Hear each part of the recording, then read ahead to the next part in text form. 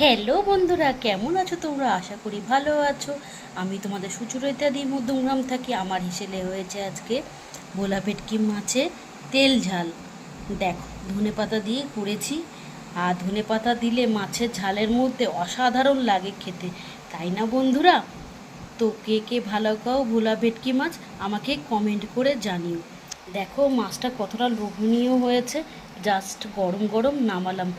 গরম ভাতের সাথে প্রথমে হবে একটু শাক, তারপরে হবে একটু তেতো, তারপরে এরকম মাছের ঝাল হলে সেদিনকে খাওয়াটা জমে যাবে।